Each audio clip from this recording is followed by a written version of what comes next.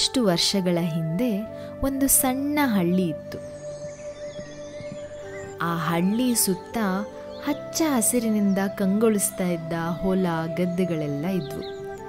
ಚಿಲಿಪಿಲಿ ಅಂತ ಹಾರಾಡ್ತಿರೋ ಹಕ್ಕಿಗಳು, ತಣ್ಣನೆ ಬೀಸೋ ಗಾಳಿ ಮತ್ತು ಪ್ರಶಾಂತವಾಗಿದ್ದ ಹಳ್ಳಿ. ಆ ಹಳ್ಳಿಯಲ್ಲಿ ಒಂದು ಹುಡುಗ ವಾಸ ಮಾಡ್ತಿದ್ದ. ಅವನ ಹೆಸರು ಗೋಪು ಅಂತ. ಗೋಪು ಒಬ್ಬ ದನ ಕಾಯೋ ಹುಡುಗ, ಅಂದರೆ ಹಸುಗಳನ್ನು ನೋಡ್ಕೋತಾ ಇದ್ದಿದ್ದ ಹುಡುಗ.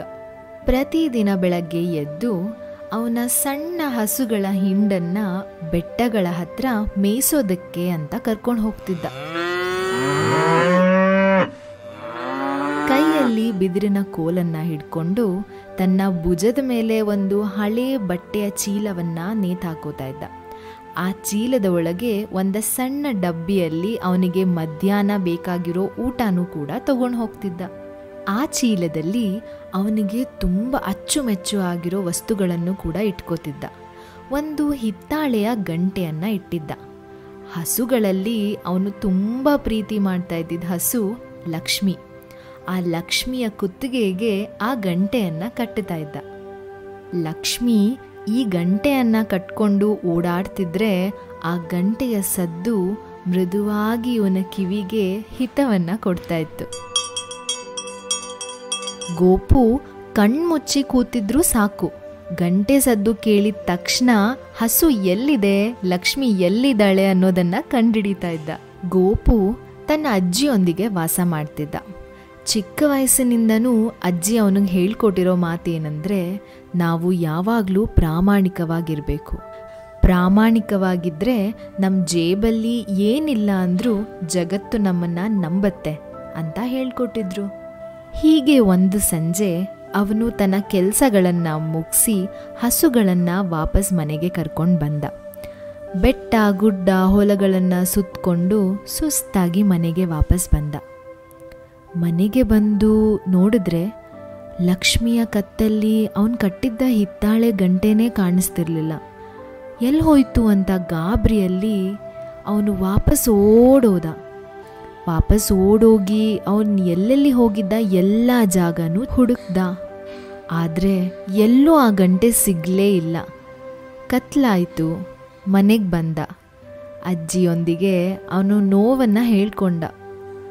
ಅಜ್ಜಿ, ಲಕ್ಷ್ಮೀದು ಗಂಟೆ ಕಾಣಿಸ್ತಿಲ್ಲ.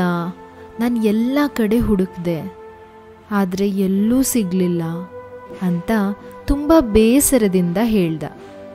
ಲಕ್ಷ್ಮಿ ಹತ್ರ ಹೋಗಿ, ಲಕ್ಷ್ಮಿ, ನೀನೇನೂ ಬೇಜಾರು ಮಾಡ್ಕೋಬೇಡ, ನಾಳೆ ಸಂಜೆ ಅಷ್ಟರಲ್ಲಿ ನಾನು ಅದನ್ನು ಹುಡುಕ್ತೀನಿ ಅಂತ ಹೇಳ್ದ. ಮರುದಿನ ಬೆಳಗ್ಗೆ ಅವನು ಬೇಗ ಎದ್ದು ಮತ್ತೆ ಗಂಟೆಯನ್ನು ಹುಡುಕೋಕೆ ಹೊಲಗಳ ಹತ್ರ ಹೋಗ್ತಾನೆ. ಅಲ್ಲಿ ಒಂದು ಸಣ್ಣ ನದಿಯ ಪಕ್ಕ ಕಲ್ಲುಗಳ ಮಧ್ಯ ಈ ಗಂಟೆ ಬಿದ್ದಿರುತ್ತೆ. ಅದನ್ನು ನೋಡಿ ಮುಗುಳ್ನಗುತ್ತಾ, ಹಬ್ಬ ಸದ್ಯ ಇವಾಗಾದರೂ ಗಂಟೆ ಸಿಕ್ತಲ್ಲ ಅಂತ ಸಮಾಧಾನದಿಂದ ಅದನ್ನ ಎತ್ಕೊಳ್ಳೋಕೆ ಅಂತ ಹೋಗ್ತಾನೆ. ಅಷ್ಟರಲ್ಲಿ ಒಂದು ಜೋರು ಧ್ವನಿ ಬರುತ್ತೆ. ಏ, ಯಾರಲ್ಲಿ? ಅದು ನನ್ನ ಗಂಟೆ ಅಂತ ಯಾರೋ ಕೂಕೋತಾರೆ. ಅದು ಒಬ್ಬ ವಯಸ್ಸಾಗಿರೋ ವ್ಯಾಪಾರಿ ಕೈಯಲ್ಲಿ ಕೋಲನ್ನು ಹಿಡ್ಕೊಂಡು ನಿಂತಿರ್ತಾನೆ. ಗೋಪು ಸಮಾಧಾನದಿಂದ ಅವರಿಗೆ ಹೇಳ್ತಾನೆ, ಸರ್, ಇದು ನನ್ನ ಹಸುವಿನ ಗಂಟೆ. ನೆನ್ನೆ ಇಲ್ಲಿ ನಾನು ಹಸುವನ್ನು ಮೇಯ್ಸೋಕ್ಕೆ ಬಂದಾಗ ಅದಿಲ್ಲಿ ಕಳೆದು ಹೋಗಿತ್ತು ಅಂತ ಹೇಳ್ತಾನೆ. ಅದಕ್ಕೆ ವ್ಯಾಪಾರಿ ಮುಖವನ್ನು ಗಂಟು ಹಾಕ್ಕೊಂಡು, ನೆನ್ನೆ ಕಳೆದೋಗಿರ್ಬೋದು, ಆದರೆ ಇವತ್ತು ಮೊದಲು ಸಿಕ್ಕಿದ್ದು ನನಗೆ, ಹಾಗಾದರೆ ಈ ಗಂಟೆ ನನಗೆ ಸೇರಿದ್ದು ಅಂತ ಹೇಳ್ತಾರೆ. ಗೋಪು ಅವ್ರ ಜೊತೆ ಜಗಳ ಆಡ್ಬೋದಿತ್ತು, ಗಂಟೆನ ಎತ್ಕೊಂಡು ಅಲ್ಲಿಂದ ಓಡೋಗ್ಬೋದಿತ್ತು.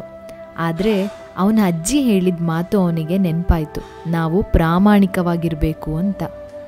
ಅದಕ್ಕೆ ಸಮಾಧಾನವಾಗಿ ಹೇಳ್ತಾನೆ, ಇದು ನಿಜವಾಗಲೂ ನಿಮ್ಮದೇ ಗಂಟೆ ಆಗಿದ್ದರೆ ನಾನು ವಾದ ಮಾಡೋಕ್ಕೆ ಹೋಗಲ್ಲ, ಆದರೆ ದಯವಿಟ್ಟು ಇದು ನನ್ನ ಗಂಟೆ ಅಂತ ಸಾಬೀತುಪಡಿಸೋದಕ್ಕೆ ನನಗೊಂದು ಅವಕಾಶ ಕೊಡಿ ಅಂತ ಕೇಳ್ತಾನೆ.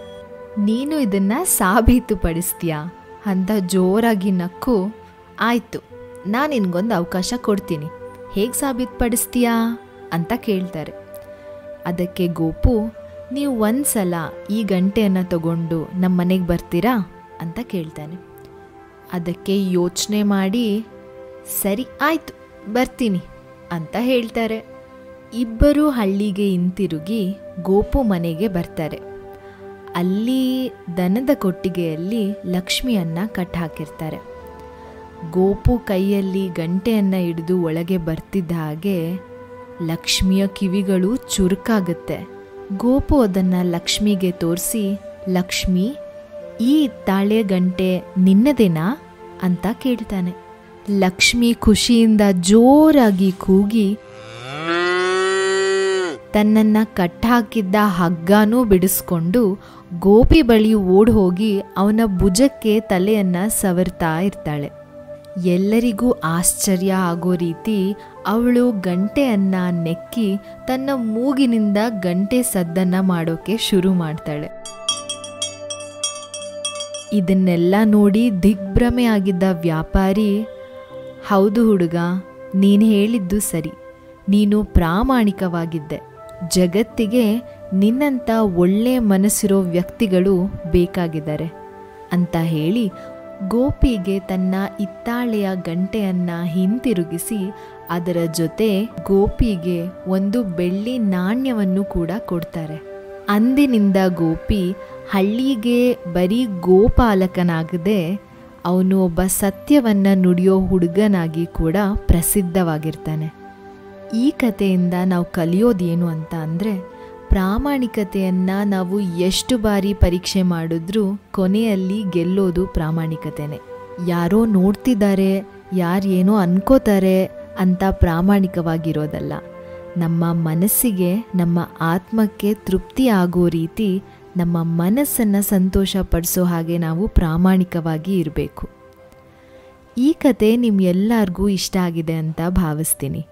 ನಿಮ್ಮ ಅಭಿಪ್ರಾಯಗಳನ್ನು ಕಮೆಂಟ್ ಬಾಕ್ಸಲ್ಲಿ ನಮಗೆ ತಿಳಿಸಿ. Thank you.